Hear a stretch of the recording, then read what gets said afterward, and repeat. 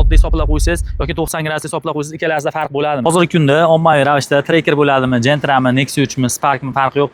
Har qanaqa mashinadagi mana oddiy turgan hisoblarni yurib turgan mashinada 90 graduslikka o'zgartirish urfga kiribdi. Kelib klientlar mana 90 gradus hisoblab qo'yib bering, men mashinamni yaxshi tortmayapman oddiy hisoblarda.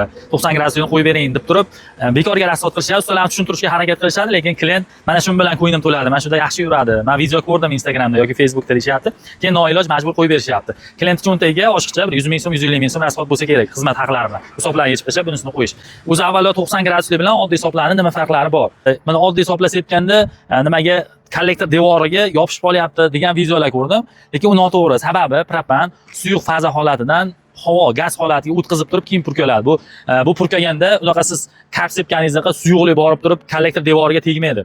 Buni ichidan injektorda ichidan o'sha gaz holatida havo holatidagi propan purkaladi va havo bilan yaxshi aralashib turib yonishga qarab yo'naltiriladi. Havo so'rish kollektoridan havo so'rib kelganda siz xoh 90 graduslik bilan seping, xoh mana oddiy shtuser bilan seping gazni, havo oqimi kelib turgan gazni bemalol o'zi bilan aralashtirib olib kirib ketaveradi silindrda ichiga. Oddiy shtuserda sepsangiz kollektor devorlariga yopishib qoladi degan narsa bu noto'g'ri tushuncha. Sababi u ham havo ko'rinishida kirib boradi, kollektordan so'rilayotgan havo bilan aralashib turib smes hosil bo'lib, klapan orqali silindrda ichiga kirib ketadi. O'zi aslida gazni yonishi uchun kerak bo'ladigan narsa havo bilan aralashish kerak. Havosiz yonish qiyin. O't hosil bo'lishi uchun kislorod kerak.